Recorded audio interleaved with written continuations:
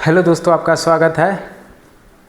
आज का हमारा टॉपिक है बिहार एसएससी का जो एग्ज़ाम डेट दिया गया है इसके रिगार्डिंग जो हम लोग सेट प्रैक्टिस करने वाले हैं। और ये सेट प्रैक्टिस जो है रुक्मणी प्रकाशन से करेंगे। ठीक है, रुक्मणी प्रकाशन का जो प्लेटफॉर्म का बुक आता है उसमें जो है 24 सेट्स दिए गए हैं। 24 सेट्स में जो है प्रथम सेट आज हम लोग करेंगे। आज फर्स्ट डे है तो इसीलिए हम लोग फर्स्ट डे और फर्स्ट सेट से स्टार्ट करते हैं। आने वाले वीडियो में आपको जो है अगले सेट्स का जो है दिया जाएगा क्वेश्चन वगैरह आंसर। ठीक है, तो आप ये मेरा इस वीडियो बनाने का मकसद यही है कि आप लोग जो है एग्ज़ाम में कैसे क्वेश्चन को कम समय में हल कर सकते हैं और एग्ज़ाम में है जो है समय की बचत कर सकते हैं। तो बिना किसी देर किए जो है चलते हैं हम अपने कंप्यूटर स्क्रीन पर और आप लोग को जो है आज का सेट प्रैक्टिस करवाते हैं, सेट 1। ठीक है, चलिए।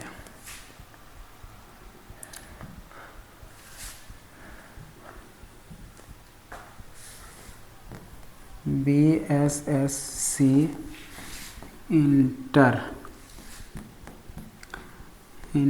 लेवल 2025।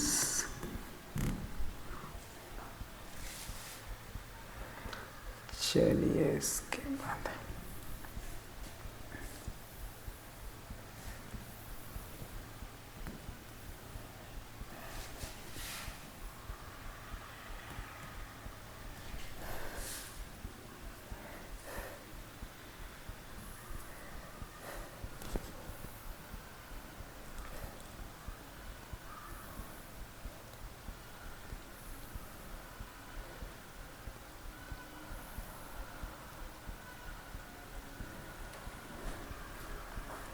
चलिए, आप लोग को अच्छे से दिख रहा होगा।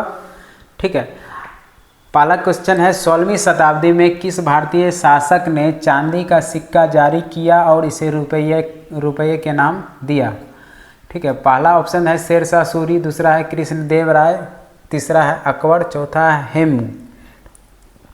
तो इसका राइट आंसर होगा आपका शेरशाह सूरी। अगर शेरशाह सूरी के कार्यकाल की बात करें तो इसका कार्यकाल 1486 से 1545। ठीक है, याद रखिएगा। अगर कृष्णदेव की राय की बात करें तो इनका कार्यकाल 1509 से 1529। ठीक है, अगर अकबर की बात करें तो इनका कार्यकाल जो है 1556 से 1605 ईस्वी। अगर हेमू की बात करें तो इसका भी कार्यकाल जो है 1556 में मात्र 30 दिन का। ठीक है, मात्र 30 दिन का कार्यकाल है। ठीक है, कार्यकाल ये भी याद रखिएगा। सबसे कम समय के लिए जो शासक बना था वो हेमू ही थे। ठीक है, आप शेरशाह सूरी की बात करें तो शेरशाह सूरी से रिलेटेड हाल ही के एग्ज़ाम जो है रेलवे जो है दरोगा का एग्ज़ाम हुआ था, उसमें पूछा गया था कि शेरशाह सूरी के बचपन का क्या नाम था। तो ये भी आप लोग याद रखिएगा, इनके जो है बचपन का नाम, ठीक है, बचपन का नाम बैरम खां था। ठीक है, बैरम खां। ठीक है, और ये भी याद रखिएगा इससे कि इन्होंने जो है 178 ग्रेन का, ठीक है, ग्रेन का चांदी का सिक्का चलवाया था। ठीक है, सिक्का चलवाया था। ठीक है, बाद में इसे रुपये के नाम दिया गया। बाद में इसे रुपये का नाम दिया गया।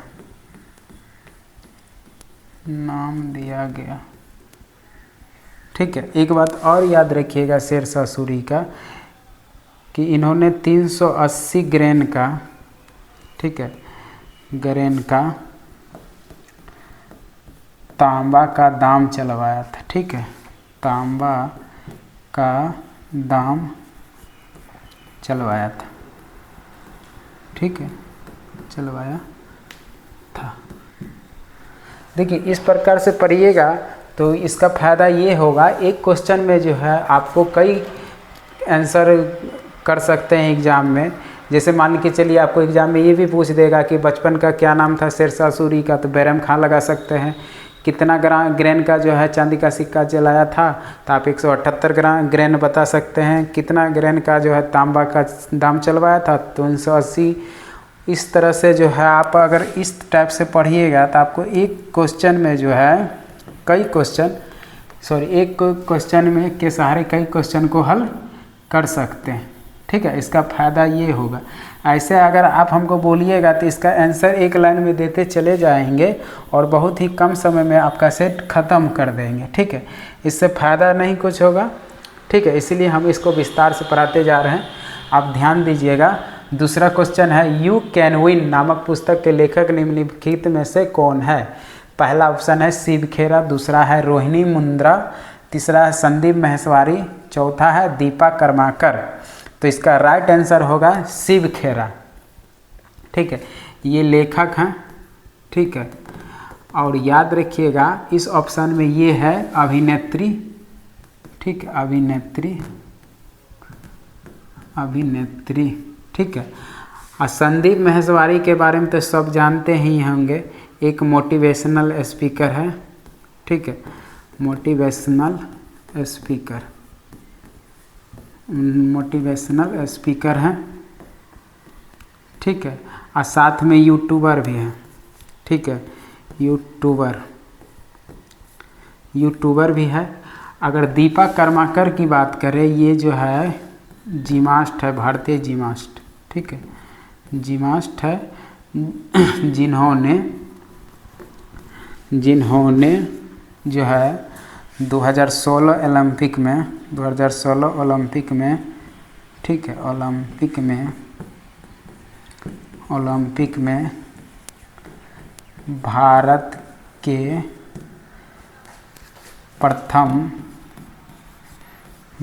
प्रथम महिला जिम्नास्ट के रूप में प्रतिनिधित्व किया था।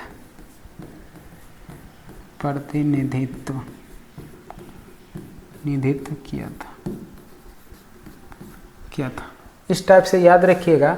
तो आपको इस ऑप्शन में ये भी देख सकते थे कि जो है लेखक सिर्फ एक ही है जो कि शिव खेरा है।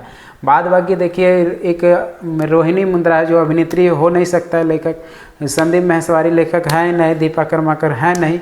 तो इस तरह से अगर आप सब के बारे में जानते रहिएगा ऑप्शन के बारे में, तो आपको नहीं भी मालूम रहेगा इनके बारे में, तो भी आप ये आंसर टिक कर सकते थे। अगर हम तीनों के बारे में जानते रहेंगे तो एक जो नहीं होगा वही आंसर मेरा हो जाएगा। इस टाइप से अगर पढ़ते हैं तो आपको बहुत बेनिफिट होगा। ठीक है, एक क्वेश्चन के सहारे जो है कई क्वेश्चन आप बना सकते हैं। ठीक है, इसलिए हम इसको विस्तार से बता रहे हैं। चलिए अगला क्वेश्चन है, यूनेस्को विरासत स्थल शोर मंदिर डैश राज्य में स्थित है? पहला है मध्य प्रदेश, दूसरा है कर्नाटक, तीसरा है महाराष्ट्र, चौथा है तमिलनाडु। इसका आंसर राइट आंसर होगा तमिलनाडु। अगर मध्य प्रदेश की बात करें तो यहाँ जो है महाकालेश्वर मंदिर है, याद रखिएगा महाकालेश्वर मंदिर है। ठीक है, महाकालेश्वर मंदिर है। अगर महाराष्ट्र की बात करें तो सिद्धि विनायक मंदिर है। ठीक है, याद रखिएगा सिद्धि विनायक मंदिर है। ठीक है, एक मंदिर यहाँ पर और पॉपुलर है जो कि साईं बाबा का मंदिर है। ठीक है, साईं बाबा। ठीक है, साईं बाबा मंदिर जो कि, और उसके बाद अगर कर्नाटक की बात करें तो यहाँ जो है विरूपाक्ष मंदिर है, विरूपाक्ष मंदिर, जिसे हम्पी बोलते हैं, हम्पी टेम्पल। ठीक है, ये एग्जाम में बराबर क्वेश्चन पूछता है कि हम्पी टेम्पल कहाँ है। इसका आंसर होता है कर्नाटक। ये नहीं पूछेगा विरूपाक्ष मंदिर का, आपको पूछेगा हम्पी। ठीक है, याद रखिएगा इस टाइप से। अगर तमिलनाडु की बात करें तो यहाँ जो है रामेश्वर मंदिर है, रामेश्वर। ठीक है, दूसरा है मीनाक्षी मंदिर। ठीक है, जो कि ठीक है, एक यहाँ पर ये भी है रंगनाथ मंदिर, ठीक है, रंगनाथ मंदिर। ये सब याद रखिएगा एग्जाम में के लिए, ठीक। चलिए आगे हम लोग बढ़ते हैं।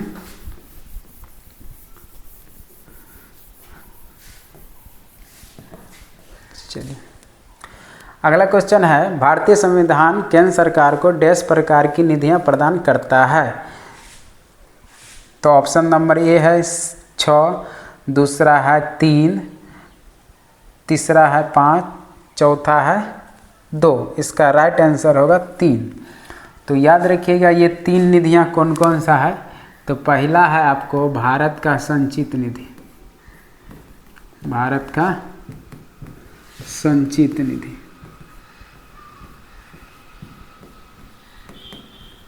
ठीक है। ये कितना अनुच्छेद में है, 266।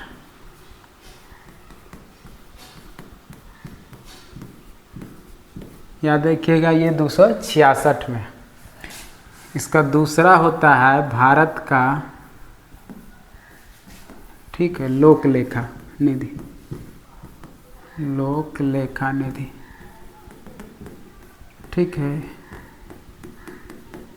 निधि। ये जो है आपको अनुच्छेद 266 का 2 में है। याद रखिएगा 266 का 2 में है। तीसरा होता है आपका भारत का आकस्मिक निधि, ठीक है, भारत का आकस्मिक निधि, आकस्मिक निधि, जो कि अनुच्छेद 267 में है, 267, ठीक है। इतना याद रखिएगा। चलिए आगे बढ़ते हैं।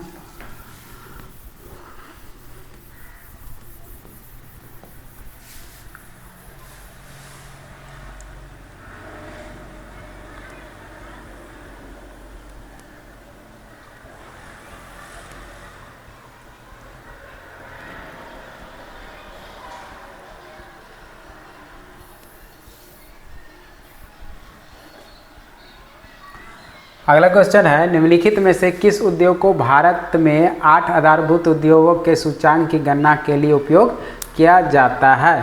तो आप लोग याद रखिएगा टोटल 8 है और 8 कौन कौन से हैं। तो पहला होता है कोयला, याद रखिएगा कोयला, ठीक है। दूसरा होता है कच्चा तेल,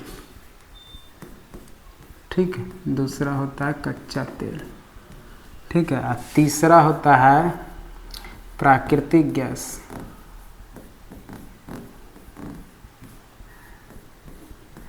ठीक है।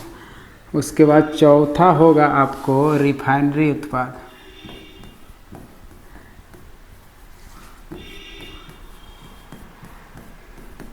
रिफाइनरी उत्पाद, ठीक है। उसके बाद पांचवा होता है उर्वरक, उर्वरक। उसके बाद छठा होता है आपको बिजली, याद रखिएगा छठा होता है बिजली। सातवां होगा आपको सीमेंट,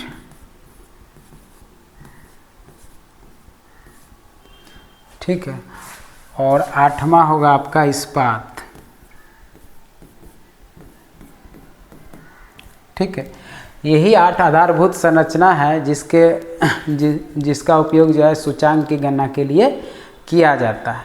तो इस ऑप्शन में याद रखिएगा पहला ऑप्शन है तांबा, दूसरा है वस्त्र, तीसरा है एल्युमिनियम, चौथा क्या है रिफाइनरी उत्पाद। इसका आंसर राइट आंसर क्या होगा रिफाइनरी उत्पाद, ठीक है, याद रखिएगा।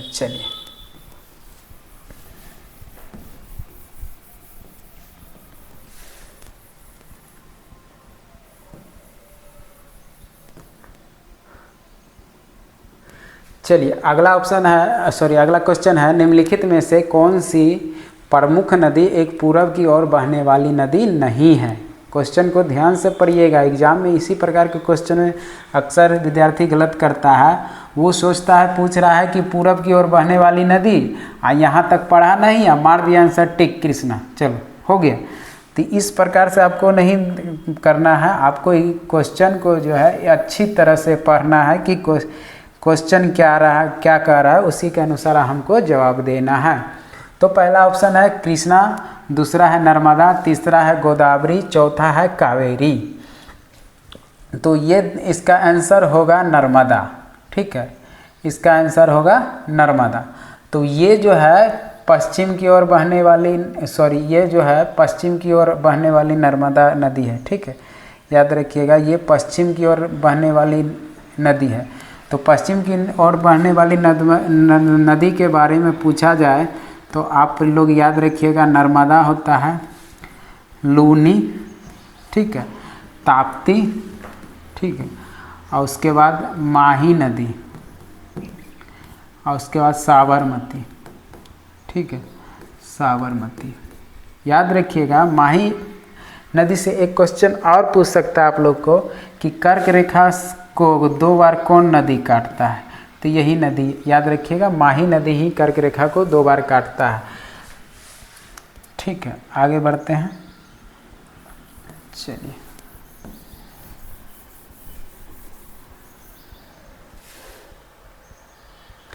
अगला क्वेश्चन है कि नई लोकसभा निर्वाचित होने के उपरांत वर्तमान लोकसभा के अंतिम सत्र हेतु निम्नलिखित में से कौन सा शब्द प्रयोग किया जाता है। पहला ऑप्शन है साइन डाई, दूसरा है लेम डक, तीसरा है कोरम, चौथा है प्रोटेम। तो इसका राइट आंसर होगा लेम डक। इसका राइट आंसर होगा लेम डक। तो देखिए साइन डाई का उपयोग कब किया जाता है, जब हम लोग संसद को अनिश्चित काल के लिए स्थगित करते हैं, अनिश्चित काल के लिए, अनिश्चित काल के लिए अगर संसद की बैठक को स्थगित करते हैं, और निश्चित काल के लिए संसद की बैठक को स्थगित, ठीक है, और निश्चित काल के लिए संसद की बैठक को स्थगित करने के लिए किस शब्द का प्रयोग किया जाता है, तो साइन डाई। ठीक है, कोरम क्या होता है, इसमें होता है कि संसद, ठीक है, संसद के पीठासीन अधिकारी सहित, पीठासीन अधिकारी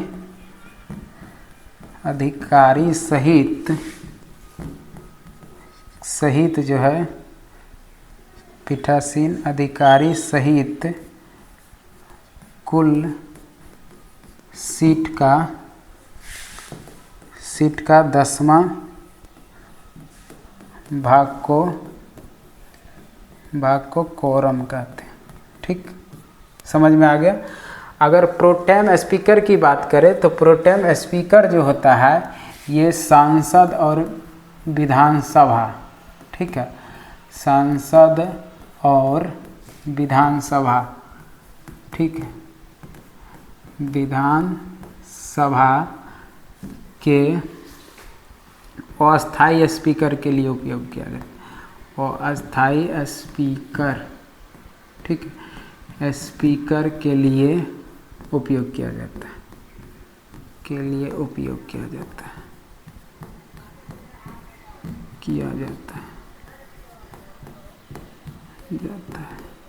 ठीक, ये सब ध्यान रखिएगा।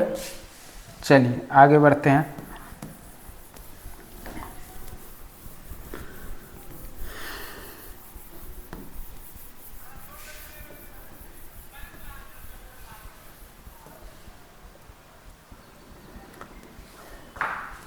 अगला क्वेश्चन है नागरहोल राष्ट्रीय उद्यान डैश में स्थित है।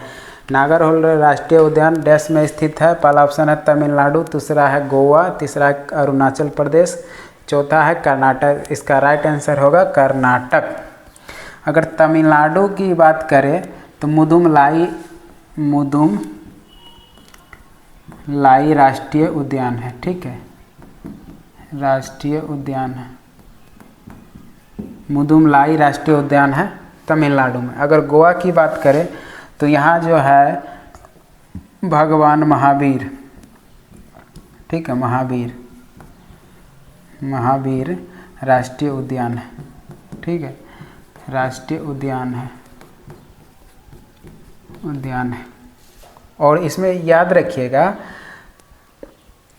उसके बाद अगला है अरुणाचल प्रदेश। अरुणाचल प्रदेश की बात करें तो इसमें जो है नामदफा, ठीक है, और मोलिंग, ये दो है, ठीक है, मोलिंग राष्ट्रीय उद्यान है, ठीक, जो कहाँ है आपको अरुणाचल प्रदेश में। याद रखिएगा अरुणाचल प्रदेश से आपको ये क्वेश्चन ज़्यादा एग्जाम में पूछता है कि नामदफा राष्ट्रीय उद्यान कहाँ है, तो उसका आंसर होता है अरुणाचल प्रदेश, ठीक है। इसका जो है 1978 में स्थापना हुआ था, ये भी याद रखिएगा। उसके बाद कर्नाटक की बात करें तो कर्नाटक में नागरहोल राष्ट्रीय उद्यान है, जो पहले जो है राजीव गांधी राष्ट्रीय उद्यान के नाम से जाना जाता है। राजीव गांधी उद्यान के नाम से जाना जाता था। 1988 में इसका नाम बदल दिया गया। इसका नाम जो है ये नागरहोल रख दिया गया। क्या रख दिया गया? नागरहोल, ठीक, याद रखिएगा, इतना याद रखिएगा। चलिए अगला क्वेश्चन हम लोग बढ़ते हैं।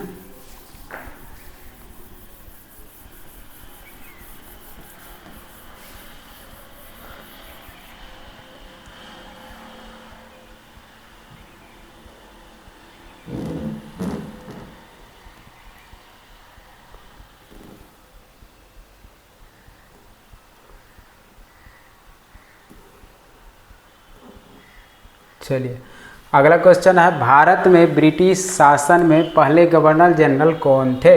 पहला ऑप्शन है जॉर्ज बालो, दूसरा है वारेन हेस्टिंग, तीसरा है चार्ल्स कॉर्नवालिस, चौथा है जॉन एडम। तो इसका राइट आंसर होगा वारेन हेस्टिंग। इसका राइट आंसर होगा वारेन हेस्टिंग। एडम जॉन की बात करें तो ये अमेरिका के दूसरे राष्ट्रपति थे, याद रखिएगा, अमेरिका के दूसरे, ठीक है, दूसरे राष्ट्रपति था, दूसरे राष्ट्रपति था, याद रखिएगा। चलिए आगे बढ़ते हैं। अगला क्वेश्चन है कि भारतीय संविधान का निम्नलिखित में से कौन सा अनुच्छेद राष्ट्रपति पर महाभियोग हेतु प्रक्रिया का प्रावधान करता है? ऑप्शन नंबर ए है अनुच्छेद 88, ऑप्शन नंबर बी है अनुच्छेद 73, ऑप्शन नंबर सी है अनुच्छेद 61, ऑप्शन नंबर डी है अनुच्छेद 78। तो याद रखिएगा इसका आंसर होगा अनुच्छेद 61। इसका आंसर होगा अनुच्छेद 61। अगर राष्ट्रपति की बात करें तो राष्ट्रपति से रिलेटेड 52 से 62 अनुच्छेद में है। राष्ट्रपति जो है अनुच्छेद 52 से 62 में उल्लेख है। राष्ट्रपति से रिलेटेड जो भी अनुच्छेद है वो 52 से 62 में लिखित है। तो इस प्रकार भी अगर आपको याद रहेगा कि 52 से 62 है तो भी आप इस ऑप्शन के अनुसार टिक कर सकते थे, क्योंकि इसमें से 52 और 62 के बीच में सिर्फ एक ही ऑप्शन है जो कि 61 वाला है, ऐसे भी टिक कर सकते थे। अब चलिए अगला अनुच्छेद जो है 88 क्या कहता है? तो अनुच्छेद 88 ये कहता है कि भारत का, ठीक है, भारत का कोई भी मंत्री जो है संसद के किसी भी कार्यवाही में भाग ले सकता है और स्वतंत्र रूप से बोल सकता है, स्वतंत्र रूप से बोल सकता है। अनुच्छेद 73 की बात करें तो अनुच्छेद 73 ये कहता है कि ये संघ के कार्यपालिका से संबंधित है, संघ के कार्यपालिका, ठीक है, कार्यपालिका से संबंधित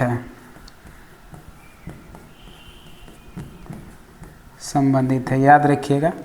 अगर अनुच्छेद 78 की बात करें तो अनुच्छेद 78 में जो है ये कहा गया है कि भारत का प्रधानमंत्री कोई भी काम करेगा तो उसको जो है सूचना के तौर पर राष्ट्रपति को देना उनका कर्तव्य है। यही अनुच्छेद 78 के ही अकॉर्डिंग जो है प्रधानमंत्री हर वो कामकाज का सूचना जो है राष्ट्रपति को, भारत के राष्ट्रपति को देते हैं। ये उनका कर्तव्य है, देना पड़ेगा अनुच्छेद 78 के अकॉर्डिंग।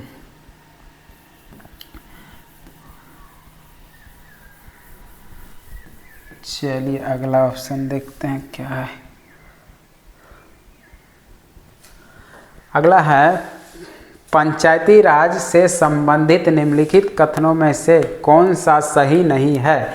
पहला ऑप्शन है, पंचायत व्यवस्था भारतीय ग्रामीण जीवन का युगों से एक अभिन्न अंग रहा है। दूसरा है, 73वां संविधान संशोधन अधिनियम 15 अगस्त 1993 से प्रभावी हुआ है। तीसरा ऑप्शन है, यह एक त्रिस्तरीय जीविकीय रूप में जुड़ी संरचना है। चौथा है, भारतीय संविधान का अनुच्छेद 243G इसके महत्व को बढ़ाता है। आप गौर कीजिएगा, इसमें क्वेश्चन में क्या कह रहा है, सही नहीं है। याद रखिएगा, क्वेश्चन को अच्छे से पढ़िएगा। जिसमें सही नहीं है, अगर ये आप ध्यान नहीं देते हैं तो कोई भी आप टिक कर सकते हैं। चूँकि इसमें से 3 सही है और 1 ही गलत है, वही इसका आंसर होगा। तो इसका आंसर होगा बी, जो कि 73वां संविधान संशोधन 15 अगस्त को नहीं, कब हुआ था, ये हुआ था 24 अप्रैल को। ठीक है, 24 अप्रैल 1993 को, जो कि इसका डेट के अनुसार गलत है, यही इसका आंसर। वैसे बाद बाकी ये भी उस जो है पंचायती राज के विभाग के लिए सही बता रहा है, ये भी सही बता रहा है, ये भी सही। एक ऑप्शन नंबर बी जो कि गलत होगा, इसका आंसर यही होगा, बी फॉर बाहुबली। चलिए आगे बढ़ते हैं।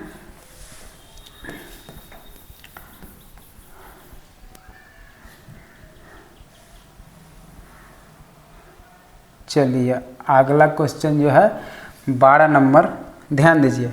बिहार के गांव तक, ठीक है, गांव तक वैज्ञानिक खेती को प्रभावी एवं गहरी पहुंच के लिए कौन योजना प्रारंभ किया गया था। पहला ऑप्शन है प्रधानमंत्री कृषि सिंचाई। दूसरा ऑप्शन है मेरा गांव मेरा विकास। तीसरा है नमी रोशनी। तीसरा है नई मंजिल। तो इसका आंसर, राइट आंसर होगा आपको बी, मेरा गांव मेरा गौरव। प्रधानमंत्री कृषि सिंचाई के लिए योजना की बात करें तो ये जो है 2015 में प्रधानमंत्री मोदी द्वारा लाया गया, जो कि भारतीय किसान को सिंचाई करने के लिए प्रोत्साहन राशि दी जाती है। अगर नमी रोशनी की बात करें, ये भी 2015 में ही आया था, जिसमें जो है अल्पसंख्यक महिलाओं को सशक्त बनाने के लिए ये योजना लाया था। अगर नई मंजिल की बात करें तो ये भी जो है अल्पसंख्यक पुरुषों के लिए, ठीक है, अल्पसंख्यक पुरुषों के लिए सशक्त एवं रोजगार अवसर प्रदान करने के लिए ये योजना लाया गया, जो कि कौशल सीख सके। ठीक,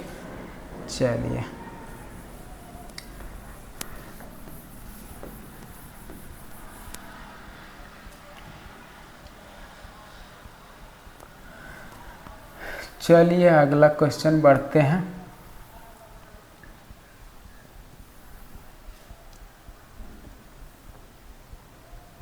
चलिए 13 नंबर क्वेश्चन देखिए क्या कहता है। 13 नंबर क्वेश्चन है, भारत दुनिया के कुल भौगोलिक क्षेत्रफल का कितना प्रतिशत भाग है, निकटतम पूर्ण संख्या तक पूर्णांकित करें। यानी कि कम से कम निकटतम बारे में पूछ रहा है।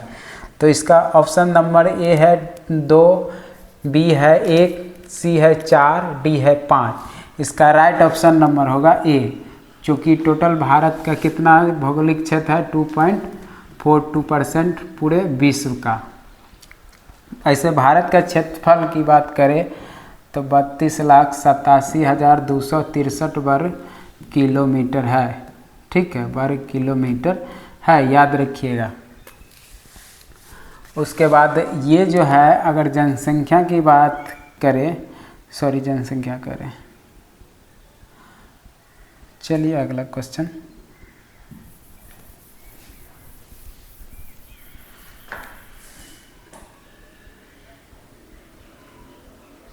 अगला क्वेश्चन है, टू लाइव्स पुस्तक के लेखक कौन है।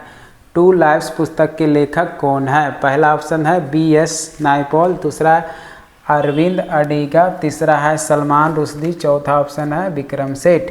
इसका राइट ऑप्शन होगा विक्रम सेठ। इसका राइट आंसर होगा विक्रम सेठ।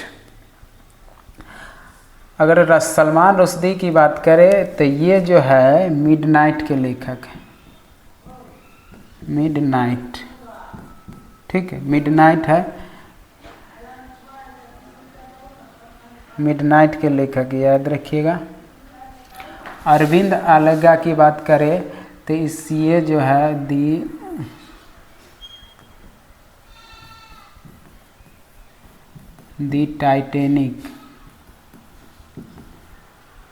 टाइटैनिक बसेज के लेखक है, बसेज के लेखक है, ठीक है। चलिए अगला ऑप्शन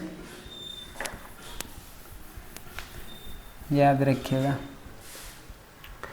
अगला क्वेश्चन है अफ्रीकी देश ज़िम्बाब्वे की राजधानी कहाँ है? तो ऑप्शन नंबर पहला है हरारे, डकार, लुसाका, बोमाको। इसमें आप लोग याद रखिएगा कि हरारे जो है ज़िम्बाब्वे की राजधानी है, ठीक है, ज़िम्बाब्वे देश है, ठीक है, ज़िम्बाब्वे देश की राजधानी है, ठीक है। डकार जो है सेनेगल, ठीक है, सेनेगल देश की राजधानी है, याद रखिएगा। इसका राइट आंसर होगा लुसाका, लुसाका। अब बोमाको की बात करें, ये जो है माली देश की राजधानी, माली देश की राजधानी है, याद रखिएगा, माली देश की राजधानी है। चलिए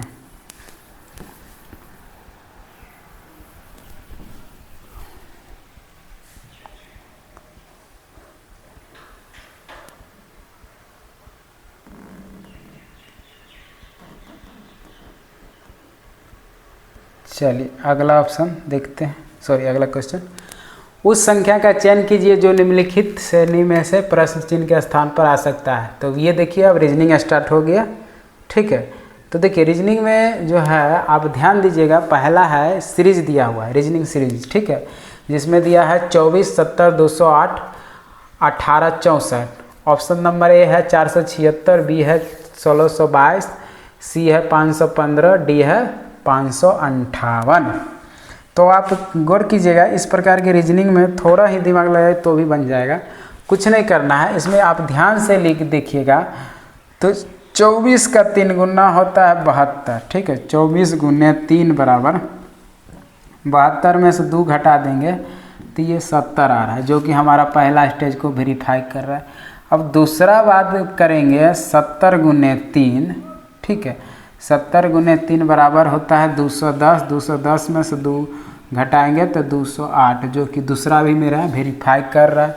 अब इसी पैटर्न को आगे बढ़ाते चले जाएंगे, 208 गुने 3 बराबर हो जाएगा 624, में से 2 घटाएंगे तो कितना आएगा आंसर 622, ठीक है, यही मेरा आंसर होगा, कितना होगा 622, ऑप्शन नंबर बी।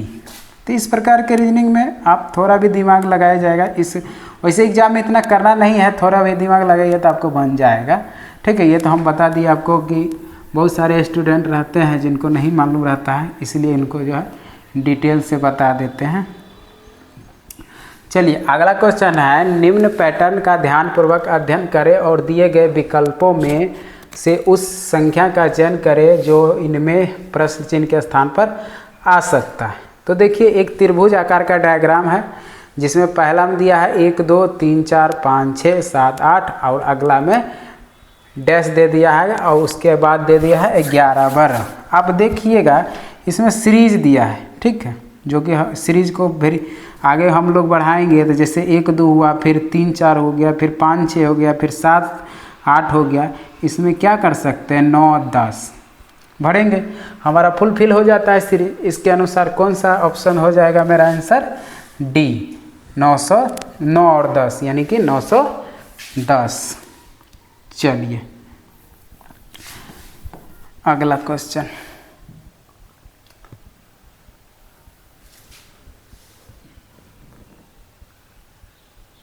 ठीक है। अगला क्वेश्चन देखते हैं। उस विकल्प का चयन करें जिसका तीसरे शब्द से वही संबंध है जो दूसरे का पहले शब्द से है। तो आप ध्यान दीजिएगा, पहला शब्द दिया गया है उत्तर प्रदेश का लखनऊ, तो छत्तीसगढ़ का क्या होगा। तो जैसे हम लोग जानते हैं उत्तर प्रदेश का राजधानी जो है लखनऊ है, उसी तरह छत्तीसगढ़ का राजधानी क्या होगा, रायपुर। अगर बिलासपुर की बात करें, बिलासपुर, अंबिकापुर, कोरबा, ये जो है सभी छत्तीसगढ़ के जिले हैं, याद रखिएगा, छत्तीसगढ़ के जिले, ठीक है, छत्तीसगढ़ के जिले हैं, याद रखिएगा। चलिए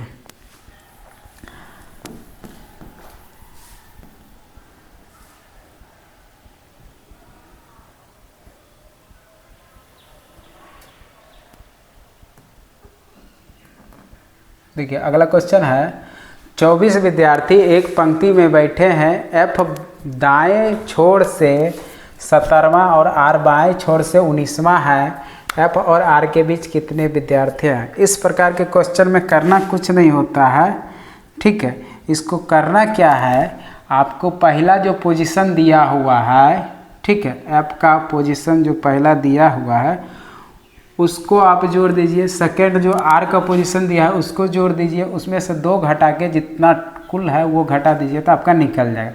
जैसे आप क्या कीजिएगा, 17 + 19 कर दीजिएगा, -2 और -24, तो ये आपको हो जाएगा 17 दूनी 34 और 2 36, ठीक है। 36 में से 26 घटेगा तो आपका ऑप्शन आंसर आएगा 10, जो कि डी ऑप्शन होगा, डी फॉर देवसेना, याद रखिएगा। चलिए, इस प्रकार के क्वेश्चन में करना कुछ नहीं रहता है, ठीक, एक लाइन का है, आप गौर कीजिएगा। अगला क्वेश्चन है ब्लड रिलेशन से, जो कि कह रहा है हर्ष अजीत का पुत्र है, विनीता अजीत की पत्नी है, अजय हर्ष का भाई है, नेहा अजय का और कविता की इकलौता पुत्री है, तो विनीता का नेहा से क्या संबंध है। तो इस प्रकार के प्रश्न को बनाने के लिए हम सबसे पहले डायग्राम बनाते हैं, ठीक है। क्या कह रहा है, हर्ष अजीत का पुत्र है, यहाँ लिखते हैं हर्ष, ठीक है, यहाँ लिखते हैं अजीत, ठीक है। हर्ष अजीत का क्या है, पुत्र है। चलिए, पहला हो गया। दूसरा है विनीता अजीत की पत्नी है, तो यानी कि इसका जो है पत्नी जो है विनीता है, याद रखिए, विनीता है।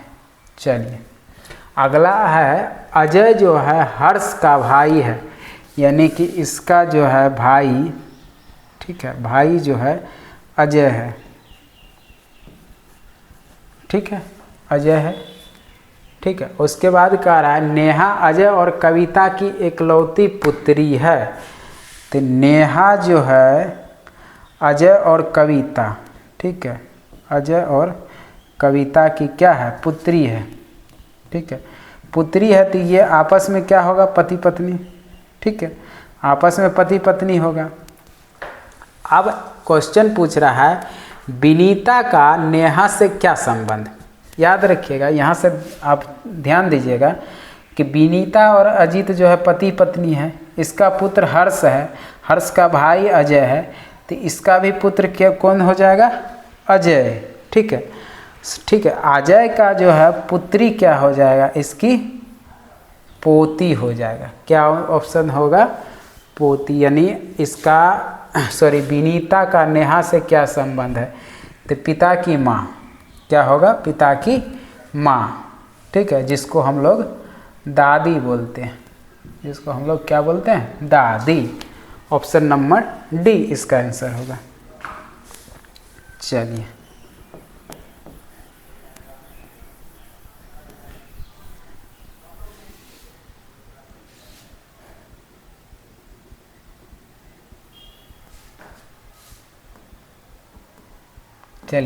अगला क्वेश्चन है 21 नंबर क्वेश्चन।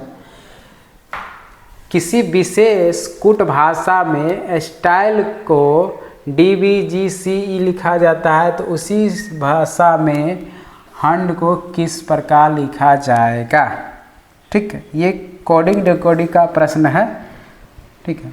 इसको आइए देखते हैं कैसे बनाते हैं।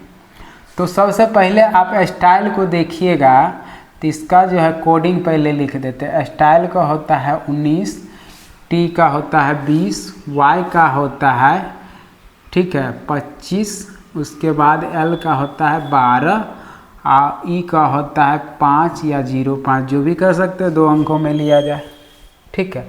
उसके बाद इसका अगर कर दिया जाए तो जे का होता है 10 ठीक है, बी का होता है 2, जी का होता है 7, सी का होता है 3 और ई का होता है 5। आप गौर कीजिएगा, इसमें कोई ना कोई एक कॉमन चीज़ दिख रहा होगा। आप लोग गौर से देखिएगा तो कॉमन चीज़ दिखेगा। अब क्या कॉमन दिखेगा, देखिए घटाने से तो होगा नहीं, क्योंकि 19 और 7 में से 9 का डिफरेंस आ रहा है, यहाँ ज़्यादा का 18 का डिफरेंस हो गया। यहाँ अगर देखा जाए तो डिफरेंस की बात करें, यहाँ भी जो है 18 7 25, यहाँ भी 18 का हो जाएगा। यहाँ देखा जाए तो 9 का डिफरेंस तो होगा कम नहीं। अगर दुगुना करते हैं 10 गुने 2 करते हैं तो 20 होता है, तो इस पर सब नहीं लगेगा। आप गौर कीजिएगा, इसके अंक को जोड़ते हैं तो हमारा ये निकल जाता है, क्योंकि 9 1 10 होता है, 9 + 1 बराबर होता है 10 ठीक है, जो हमारा ये मैच कर रहा है। उसी प्रकार 2 + 0 करेंगे तो जो कि होता है ऑप्शन 2, ये भी मैच कर रहा है। अगर अगला करें 2 + 5 बराबर होता है 7, ये भी हमारा मैच कर रहा है। इसी तरह जो अगला भी करेंगे 2 1 3 भी मैच कर रहा है और 5 का 5 भी मैच कर रहा है। तो इसी प्रकार हम अगला वर्ड को क्या करेंगे, जैसे इसका पहले कोडिंग लिख देंगे ठीक है। याद रखिए, थोड़ा इधर जगह नहीं है, इधर लिख देते हैं ठीक है। कोडिंग है एच का 8 होता है, ओ का होता है 15 ठीक है, यू को होता है 21 ठीक है, एन का होता है 14, डी का होता है 4 ठीक है, डी का क्या होता है 4। चलिए अब यहाँ से 8 को अगर 8 जोड़ेंगे तो ये 8 ही होगा, अर्थात एच आएगा ठीक है। 5 1 6 हो जाएगा, 6 का मतलब क्या होता है एफ होता है ठीक है। 2 1 3, 3 का मतलब क्या होता है सी होता है। 4 1 5, 5 का मतलब क्या होता है ई होता है। 4 का 4 यानी कि डी होगा। ऑप्शन नंबर किस में ये मैच कर रहा है, HFCED, HFCED ऑप्शन नंबर 1। इसका राइट आंसर क्या होगा, ऑप्शन नंबर 1।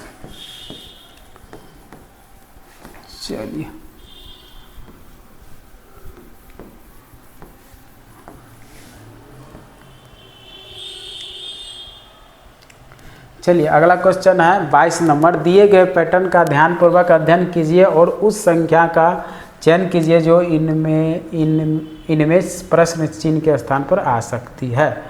तो सबसे पहले आप ध्यान दीजिएगा, 3 और 6 यहाँ 45 दिया हुआ। अगर 3 को 6 से गुना करते हैं तो 6 3 का 18 होता है, 45 पूरेगा नहीं। तो किस प्रकार से पूरेगा, अगर हम ये दोनों का स्क्वायर कर देते हैं 36 होता है, इसका स्क्वायर होता है 9, आई दोनों को जोड़ देते हैं तो कितना पड़ता है 45, जो कि हमारा एक वेरीफाई कर दिया। इसी तरह दूसरा भी करेंगे तो इसका स्क्वायर होता है 64, इसका स्क्वायर होता है 1, आई दोनों को जोड़ेंगे तो कितना हो जाएगा 65। इसी प्रकार इधर भी करेंगे, 13 का स्क्वायर होता है 169 और 6 का स्क्वायर होता है 36। अगर ये दोनों को जोड़ देंगे तो 9 6 15, 6 3 9, 9 1 10, 2 1 305, सॉरी 205 में होगा, यहाँ 205। ऑप्शन नंबर बी, इसका राइट आंसर होगा ऑप्शन नंबर बी। चलिए आज के लिए इतना ही, बस धन्यवाद। मिलते हैं अगले वीडियो में, तब तक के लिए धन्यवाद। जय हिंद।